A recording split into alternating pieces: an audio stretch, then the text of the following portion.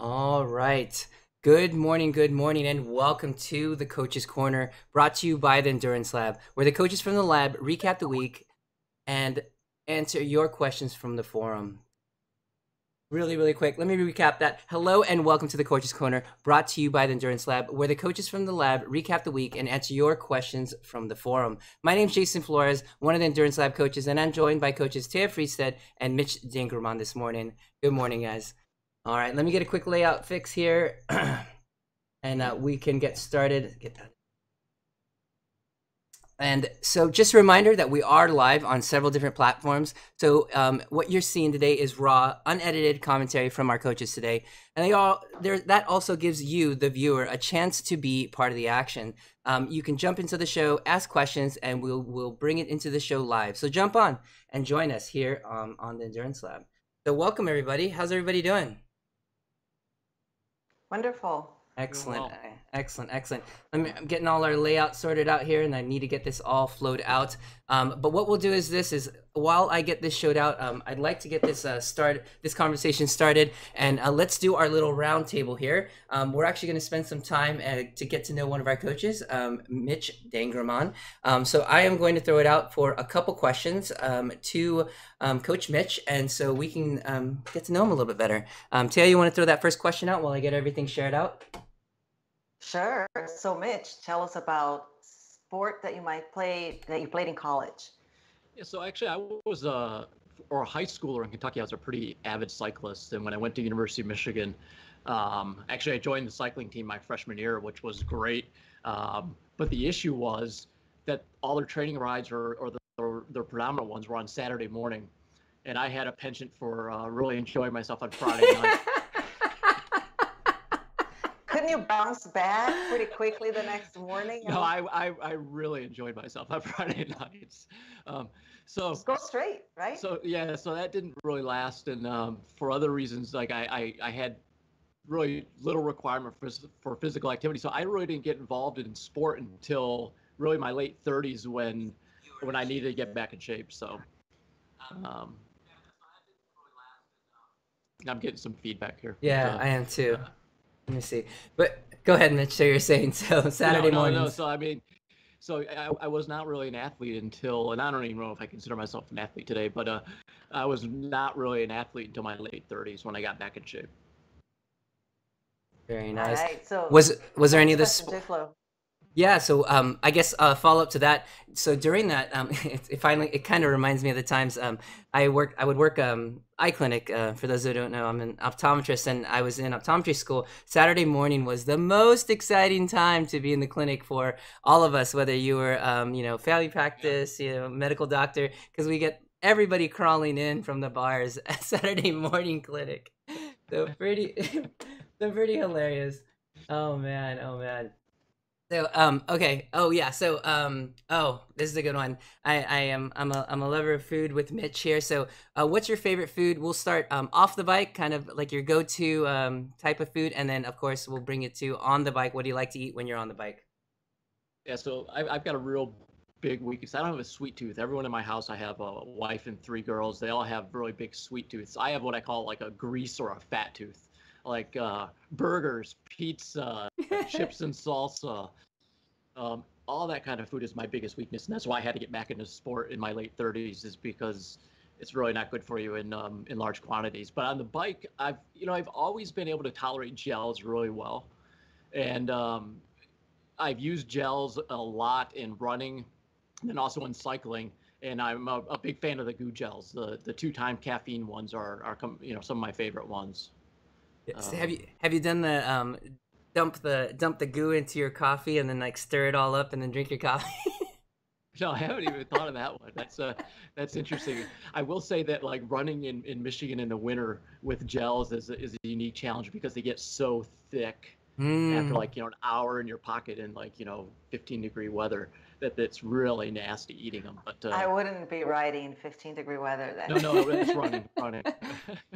But yeah, you don't run either, so.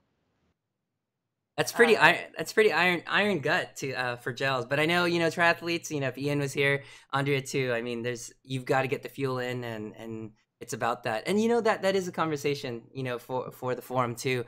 talk about kind of that in the future. So, all right, Taya, what do we got next? Something we don't know about you, Mitch.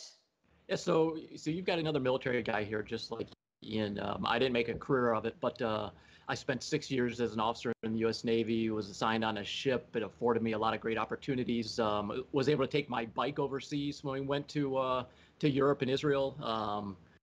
Actually, I did a ride around the Sea of Galilee um, in Israel on a mountain bike, which was really cool. So it was a neat part of my life, but I did it for about 6 years.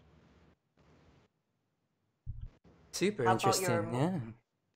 how about your most embarrassing moment on the bike, or run or swim? Yeah, so I'd Oh. actually so years ago when I was young, I had one moment. It was only me where I ran into a curb and didn't clip out and just literally did this onto the side. But I'd actually say the most embarrassing was at camp last Yeah. Okay. February. Okay. I make sure we didn't miss that one. And the fact, yeah, and the fact that there's a video makes it even worse.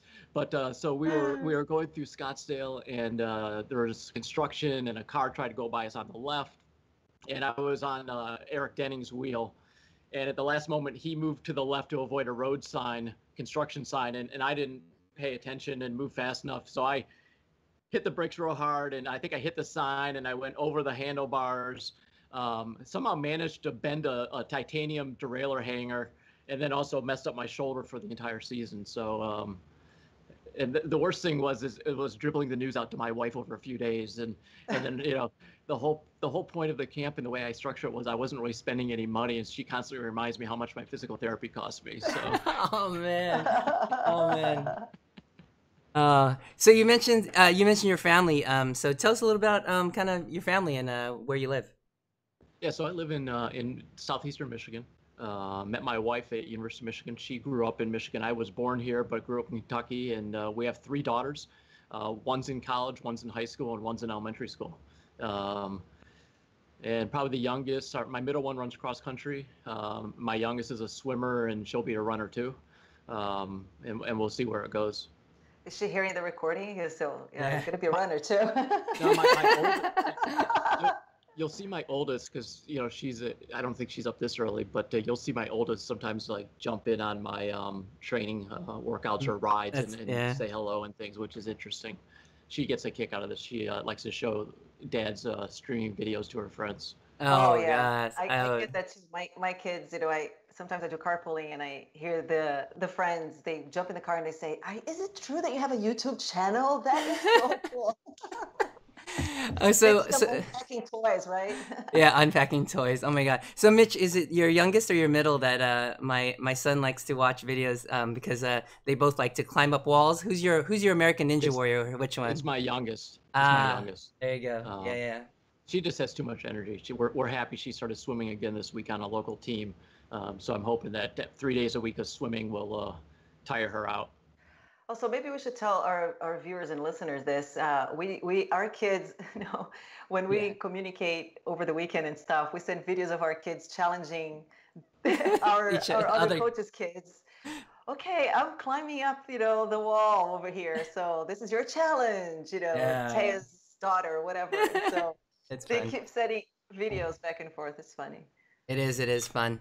So excellent. So that kind of wraps up our chance to get to meet Coach Mitch. Thanks for being a good sport today, and we'll get a chance to meet our other coaches here as the time goes on.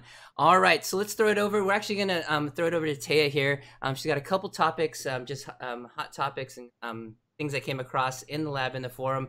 And if any questions for those that have joined in watching here on Facebook Live, definitely drop in some questions. Good morning to Kwan and Andy, who just joined in now. So, Taya, take it away. So we're going to talk a little bit about calling it at a race or event. So when athletes decide that they're going to pull out of the race or an event that they're in. And the focus of the conversation here will be when that happens for reasons other than injury or safety. Okay, so it's not in the case where, for example, you're out and it's so dangerous that you can't see the road, or it's raining too much, or it's so foggy no one can see you, or it's so cold that you're starting to get hypothermia or whatever it is. We're referring to an event that you are in, the conditions are fine, or maybe, well, maybe it's a little windy or whatever, but and the athlete decides to pull out. And there were a couple of cases actually in the last weekend of people that I know. They went to a long event, 200 miles, and a lot of them didn't finish. They decided they didn't want to continue for one reason or another. So perhaps exploring some of the reasons why athletes would decide to pull out of an event. I guess one of them might be, and this is, we can get, there's a whole, and we can bring in perhaps Nate Last at some point here on our podcast to talk about mental skills and mental grit for athletes. But could it be, for example, fear? And the fear there could be related to perhaps failure. Let's say that you're in an event, you're a couple of hours in, and it's a long event, and you see that you're not progressing as you wish you were. And you're maybe not going fast enough. And you stop at a rest stop and you might say to yourself, this is really hard. The conditions are hard because it's so windy. I'm tired, and you decide not to continue. So that might be one reason. The other reason, maybe you had in your mind that you were going to do well in this event, top 5, let's say. And then all of a sudden, you see that you're not going to anymore. And perhaps you have a history of really doing well in events. And in this one, you're not going to do so well, so you pull out before you get the better result. I think I've seen that too. Or you get dropped from your group, and all of a sudden, I'm not sure I want to continue with this. So there's definitely a conversation that goes on in an athlete's mind to come up to that decision. I think the examples that I gave in terms of toughness, if you're well prepared for an event, you train for it, and you show up and it doesn't go as planned, and let me tell you, most of the time it doesn't go as planned, would you give up? What are your thoughts, J-Flo and Mitch? Yeah, I think it's really a personal decision. I mean, I've been in an event, and I know this isn't what you're talking about, but where I actually had like a nagging injury, and it wasn't going to cause me any long-term harm, but I just was miserable. I mean, and I was in pain, and like, one of your points, but I kept going because I didn't want to. For me, there's a message I don't want to send my kids. And last year I did a gravel grinder race, and I showed up. I hadn't even registered yet, and it was raining, and it was going to be absolutely miserable. But I still registered. I'd done the training, and I did the race because it's a message that I want to send my kids, that sometimes things are really tough, and you just have to do it. But I think it's a very personal decision, and I'm not going to fault somebody for making that call, but it's just something that I've never felt comfortable just because I'm not going to get the result I want, or it's not going to be enjoyable. It's something I won't do. Yeah, I definitely agree on that point. Even on those, darkest, things just not going for you. You've kind of built yourself, us up as athletes. We put ourselves together for, this event, this ride, this group event that you put time aside to do. By no means any of us are pro athletes. And so when we do find ourselves kind of in this moment, and you've put time aside to make this happen for you, you really want to make the best of it. And sometimes, you may not be with that front group for that group ride. You may get dropped off the back, but you've got to find that group that you can ride with. And, kind of in the virtual sense, let's say, you go out on, a social ride, and the pace is just far too high. Everybody's 3.0 happens to be everybody's 4.0. And, you just need to find that group that will work with you and that'll work for you, and find what could you get out of that race. And then for this situation where, you're in a moment where you thought you'd do really well and you would excel in that sort of race or platform, being okay with, being in that moment and experiencing, and just being thankful that, hey, I've got a chance to do this sort of thing. And, really in races and in big races, there's one winner. So really you got to find, and we always push it to our athletes, is to find your goal and to voice those and be true to yourself with those, so that when you have a result or something happens, it's not always what they call, I want to say, what is it? Result focused. That it could be just something that you wanted to do, or some skill that you wanted to get better at. And the other thing I would say too, from my experience in being on the bike for long, long days, and we're talking 10 plus hours, you will not feel great the whole time. You will have moments that you're going to feel like crap. You're going to have moments that you're going to ask yourself, why am I doing this? This sucks. But that happens to everyone. You acknowledge that, but then don't stay there in that funk, right? Just move on. It will pass. So give it a chance, because you might be having all those negative thoughts at that moment, and then that will pass. The other thing that go ahead, Yeah, before I I was gonna say it reminds me of a story before we change gears here. There is a writer. He's actually a Zwifter and a coach. His name's Pav Bryan. He's from a Direct Power Coaching, and he's actually did the Route 66 route from California, Santa Monica Pier, all the way to Chicago. And Wow. he was just completely fueled by his live videos and people supporting him online and really just kind of pushing him. I think his goal was something like 11 days, something like 200 to 250 miles a day to get to Chicago. And unfortunately, I didn't follow the very end of it, like days like 9 through 11. I know he was going through some pain, but he was reaching out to the community to get that support. And really his drive to do it was, one, he was raising awareness, of course, and a social awareness to get that community involved and behind him. So again, it's just talking about, that days you just didn't want to ride anymore and wanted to pull the plug, but you're doing it for this larger, bigger reason. And those are the things that we can look for, whether it be, raising money for something, or trying to prove something, or to be an example for our kids, or that sort of thing. Yeah, and one topic that I will then close this particular topic here, and perhaps a hook for next podcast, is being dehydrated or not fueling enough, starting to bonk, will give you negative thoughts. Oh yeah, mental so believe it or not, there's a connection between not being fueled properly and having those negative thoughts of, this sucks, I'm irritated, I want to give up. So that's something also to keep in mind.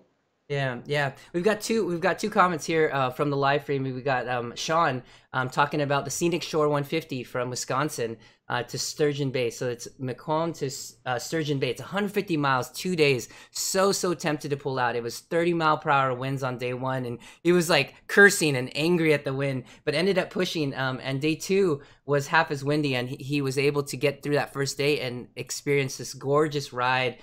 Just really great weather on the second day. So the second day ended up all being worth it, pushing through.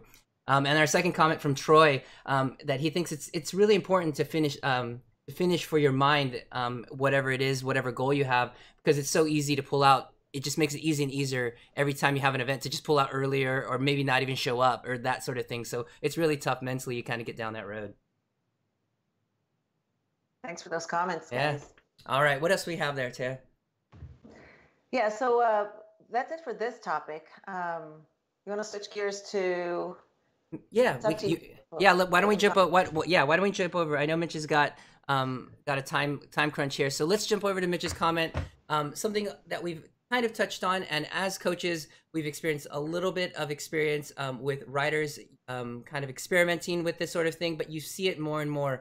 And we get questions. And so what I wanted to do is at least bring more kind of a big umbrella look at this. And what we're talking about is CBD. He's going to give us a little bit of information about that, and hopefully it'll answer some of our general questions and hopefully spark some conversation that we can bring it back. So what do we got, Mitch?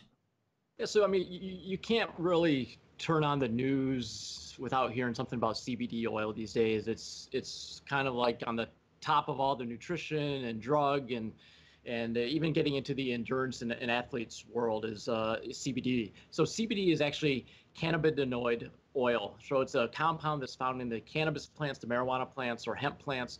And apparently there's all kinds of different cannabinoids within the plant, which includes CBD, which is what we're talking about here, but then also THC, which is, people who use the drug recreationally, that's one they care about. But CBD is shorthand for cannabinoid oil. I can't even say it, it's so hard. But so anecdotally, or what everyone is really saying about CBD is that they use it to relieve pain, anxiety, and a range of disorders. And in fact, even last month, the FDA approved a drug called Epidiolex, which is a CBD-based drug to treat 2 forms of epilepsy. So there's some science going on if the FDA is approving it. So if we actually get back into the mechanism behind this, so in your nervous system, you've got this system, it's called the endocannabinoid system, which is part of your neurotransmitter system and allows your nerves to communicate and work together. And what CBD does is it kind of allows you to elevate the endocannabinoids so that you can have like a better wellness feeling, or you're relaxed, sort of a good feeling, but it also has some other effects. But the question is, does it do anything for us as athletes? People anecdotally are saying, look, it reduces inflammation, it reduces pain, it allows you to relax and really focus on your training. But there is no hard science yet to date. There are no clinical trials with athletes to date which relate around CBD. So I think for us as coaches, I think it's something that we watch and we continue to look into and see where the science goes. But I don't think any of us feel comfortable recommending this until there's actually more hard science around it. I think there's probably a lot of natural alternatives that we could talk to with Andrea in the future on our podcast that could actually help you with anti-inflammatory or maybe help with reducing anxiety.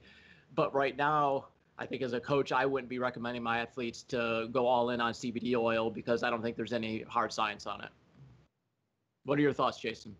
Yeah, I definitely. I think that it is a new and emerging area, and being here in California, I come across, obviously, there's a lot of legalization in different areas, and it's a little bit different as far as like laws are concerned. But I do come across our athletes here that are using it and have seen really good results. So anecdotally, of course, is essentially, there's no science, there's not really strong science yet that's telling us, but it's all very new. So this is something that when I see being used, I'm seeing really good results with recovery. I'm seeing their ability to, get to the three, their 3 intense workouts and being able to do back-to-backs, being able to do, 2-a-days, things like that. These aren't riders that are, suffering from any, lack of being able to recover, but they like the ability to not have that feeling of not being able to go out again or to do more work. And how are they using it? Is it an ointment? Is it a supplement? Yeah. So there's faster ways. So there's a couple different ways, and I did spend some time at the Fit Expo here in Los Angeles recently, and I talked to a couple makers of it. And so there's a couple ways. There is a lotion that you can use. It's just through the epidermis. So those are for kind of like local aches and pains. The next level would be through just they also have it in foods. So this particular vendor had it like in a beef jerky that you could have like as a post-recovery type thing. But the most potent way is going to be through 2 ways, which is a pill or a tincture that you could put under your tongue. And the reason why under your tongue is because it has so many receptors and you're able to absorb it that much quicker. But the most common form that I see athletes is through a pill form. And so it's a very metered dose. So the minimal doses, from what I understand, is given, and I believe I might be off by a decimal, but I believe it's 100 milligrams, and that's kind of like the therapeutic dose, and that's what riders that I know that are using. It's going to be definitely interesting to follow, especially as more states legalize right now. So the state of Michigan, I think it's on the ballot in November for general marijuana legalization, and so the state has decided that CBD falls in that category, so it's not legal in the state, so you can't even think about it here. I don't know if Illinois has anything on the ballot, but I think also, across the border for me, Windsor in Canada just legalized it for the whole country.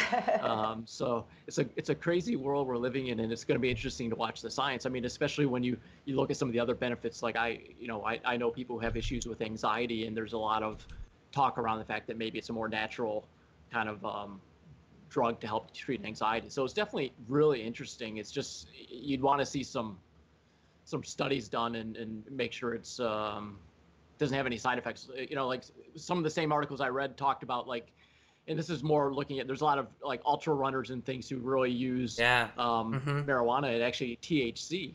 And there's some science that says it actually reduces your endurance. So it's interesting to watch everything evolve and see where it comes out for athletes.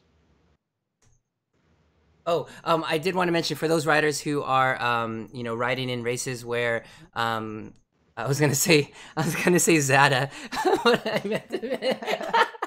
meant to mean, USA. It would be WADA. And so, anyways, if you're doing like USA cycling events or ones that are doing any drug testing, that sort of thing, it actually is in the books as in the CBD form in the Right. properly extracted. It's actually a legal drug that you can take, or yeah, under those regulations. So look into it.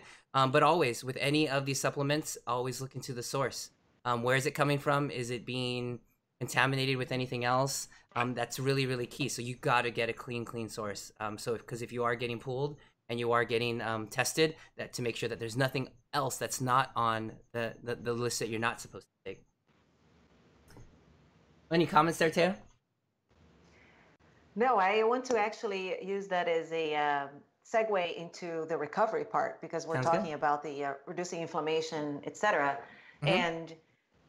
And we talked about recovery before, and we had podcasts where we went quite deep into the subject. But what I want to bring in today is a specific aspect of recovery, which is should you just put your legs up and rest that way? But the segue with the inflammation is it is pretty well known at this point that inflammation is part of the recovery and adaptation process. So you work hard, you break your muscles down, and the way for your body to recover, and when I'm talking about recovery and adaptation, I'm not talking about feeling better, right? Having the pain go away. I'm talking about making your muscles stronger so that you're adapting to the workouts and getting stronger and stronger as you continue to train. And for that to happen, the inflammation needs to happen and your body needs to be working with that inflammation. That is why taking anti-inflammatories is not a good recommendation for recovery and adaptation. So taking that Advil, taking the over-the-counter anti-inflammatory drugs, I don't know what the CBD that we just talked about would do. But keeping in mind that your body has its natural process for recovery and adaptation. And so with that, I've been noticing as well that, for example, in my case, sometimes I'll go do a very, very hard workout in the morning, early in the morning, let's say 5, 6 in the morning, and I feel completely trashed afterwards. Not from a nutritional standpoint. Let's say nutrition is on point and all of that is on point. So the tendency is to just want to sit down and do absolutely nothing for the rest of the day. But is that a good idea? Is that the best way for your body to recover?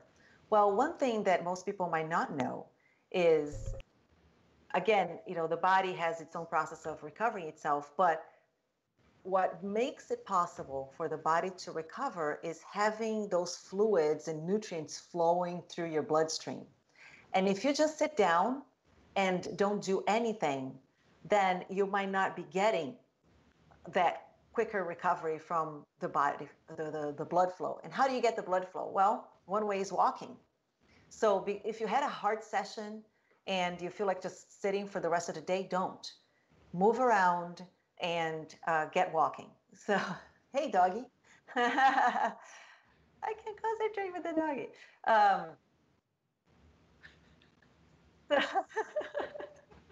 I get too distracted. I love dogs. So, so think about it this way. The one great. So the more the research evolves in terms of recovery, the more the research points in the way of helping the body's natural way of recovering. And the one thing that the body does well is that will help the body is compression. And the Right. compression is either from compression socks or the boots. And boots are even better, but not everybody can afford the boots. But what the boots do, they help with, let's think about your heart pumping blood into your limbs, right?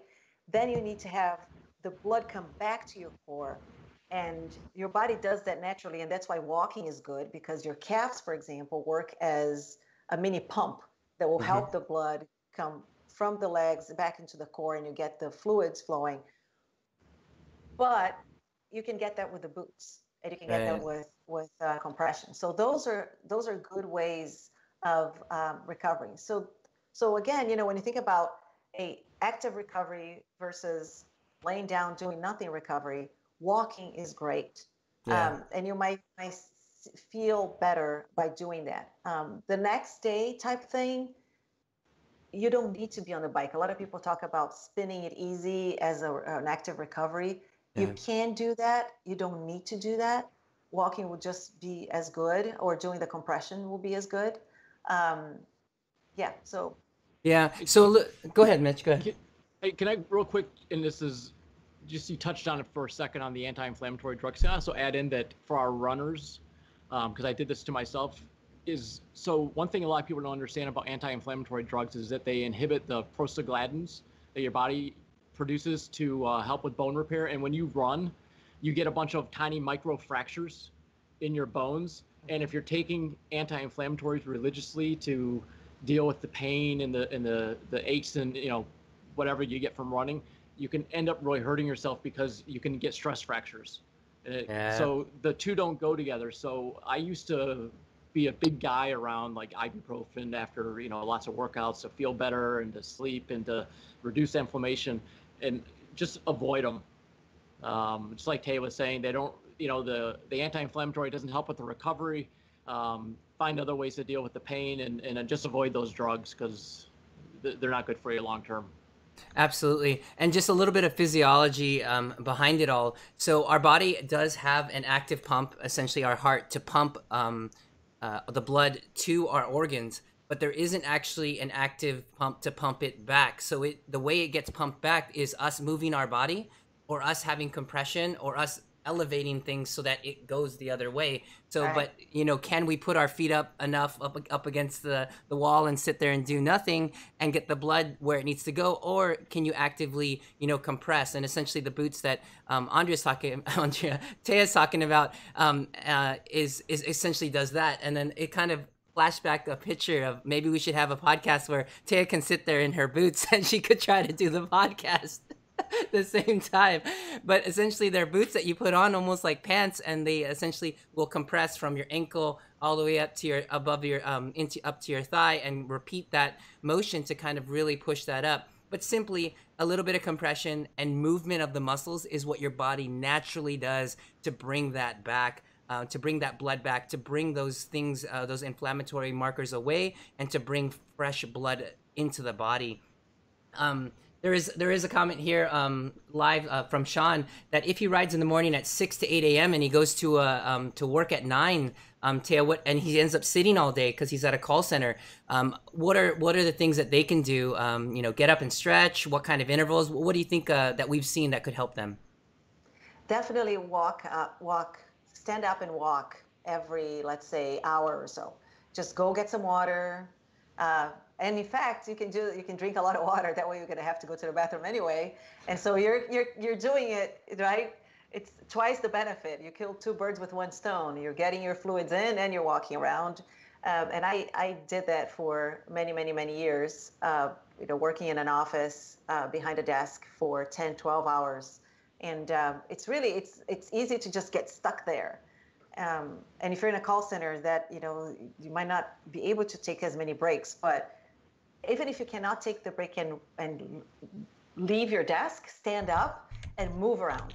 So not just standing up, because if you're standing up and not moving, that's not doing anything. In fact, that's, again, the blood is not, it's pulling there and it's not helping. So move about, even if you have to pace back and forth in your own working area there. Yeah, definitely. Mitch, are you headed off?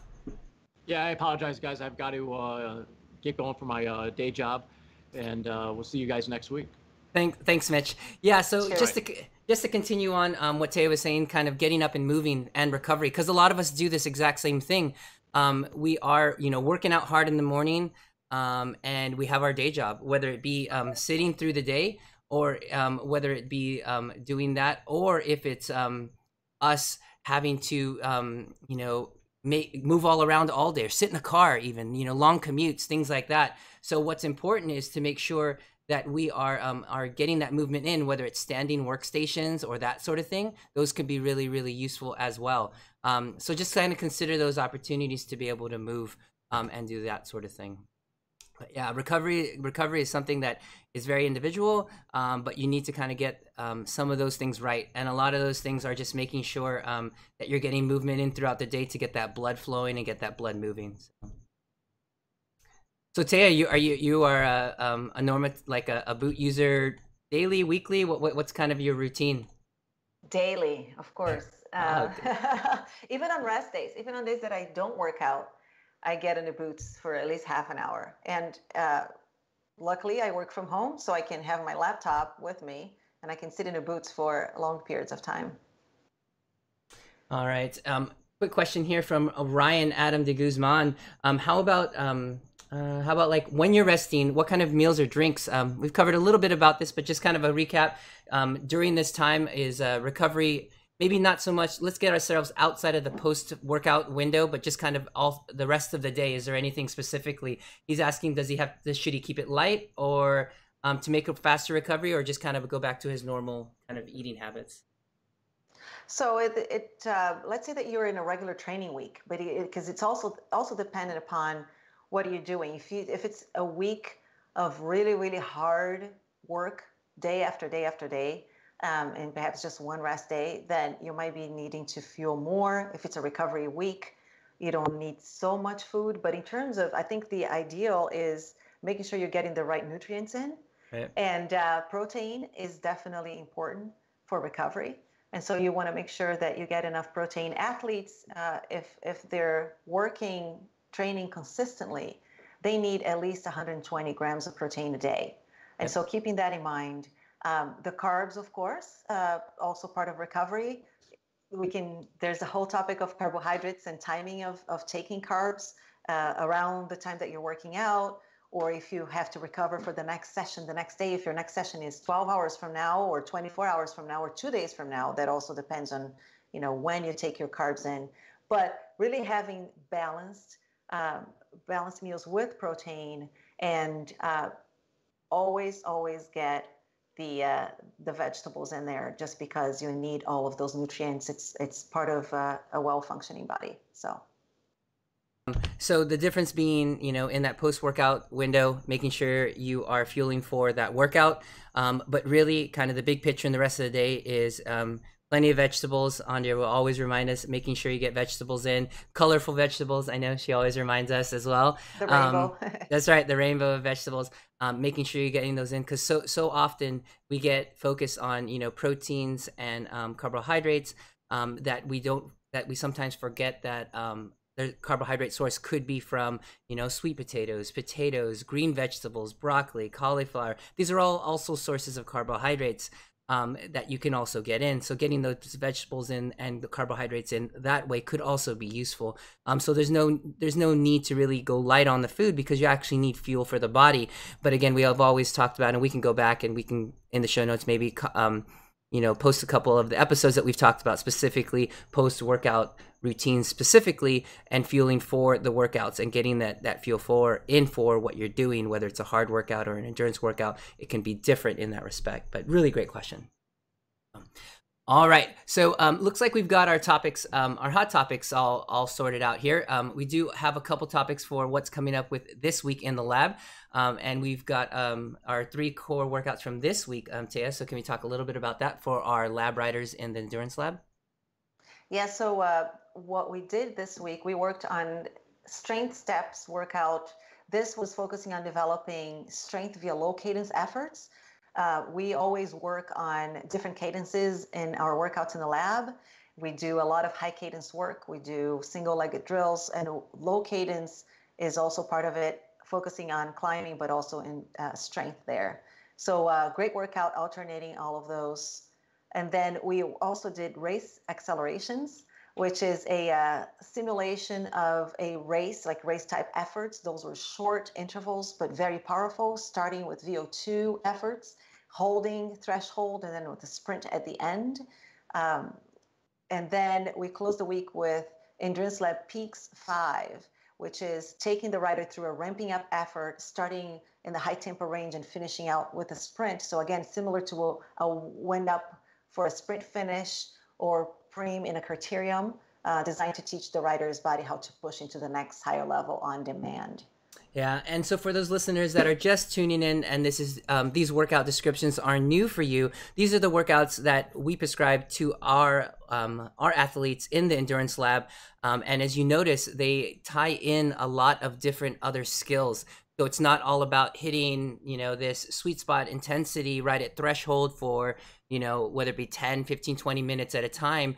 You're listening to cues about cadence, about understanding pacing. And so what we really try to involve when you do your workouts is not only hitting wattages, but to learning skills that can transfer out, whether you're racing indoors or going outdoors. You're able to use those skills to your advantage, and really be able to use kind of everything, all the tools in the toolbox, versus just be able to put watts down. Because like we like to say at the end of the race, at the end of the race, they don't check your watts per kilogram to see if you're the winner. So that's right. Going fast is about much more than just watts, right? That's right. That's right. So much more. So we work on all of those skills in the lab. Yeah. That's right. All right. So we could talk a little bit about on the horizon.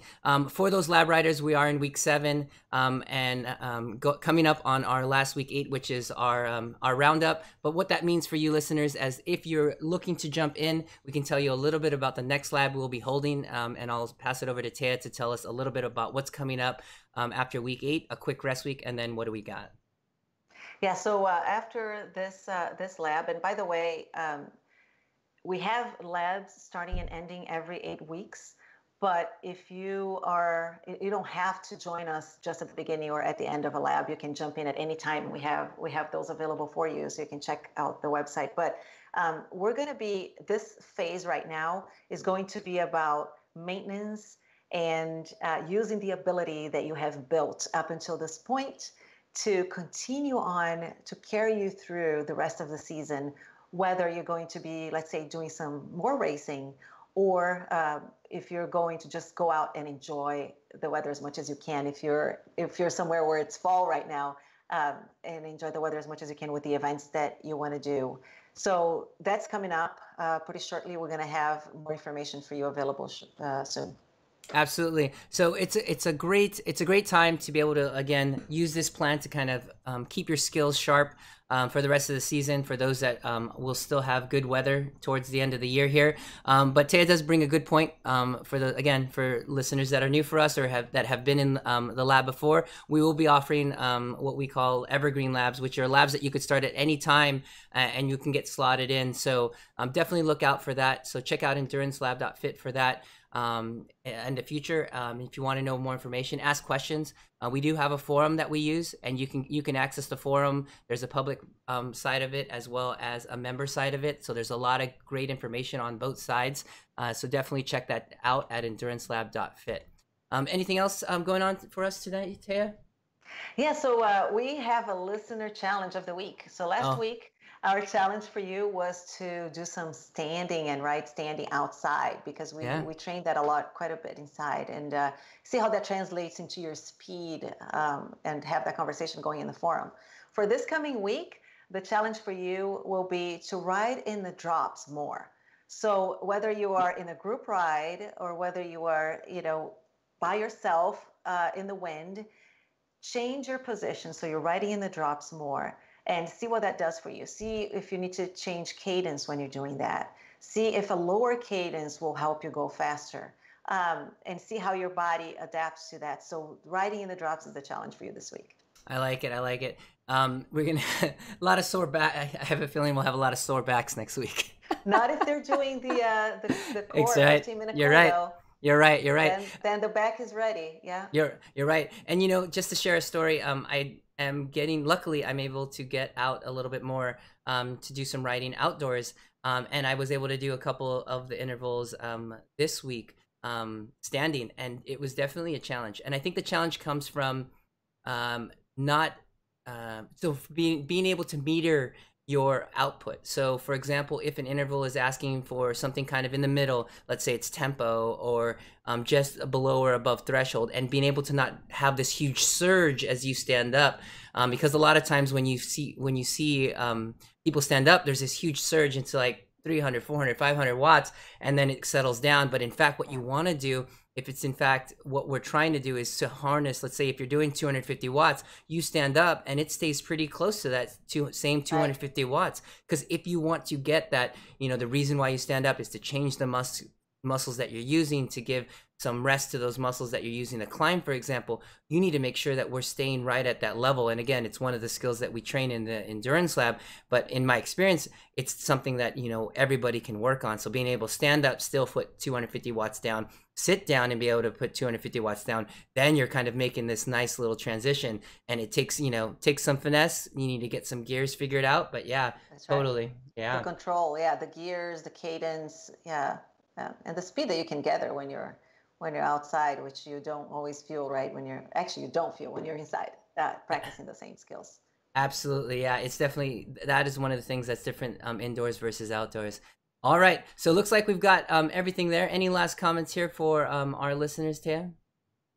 No, I think we covered everything. As always, we're available in the forum, so hit us there with any questions and comments. We're going to also post this podcast in there for additional comments that people might have. Absolutely, absolutely. So again, thank you for joining us today in the Coach's Corner. If it's your first time listening and would like to hear more content from the Endurance Lab, head over to your favorite podcast app and search the Endurance Lab, or head to YouTube, search the same, and don't forget, click subscribe. For more information on when our next lab is, which is exactly about 2 weeks from now, head over to endurancelab.fit to learn where you can join us to train smart and get results. See everybody next week.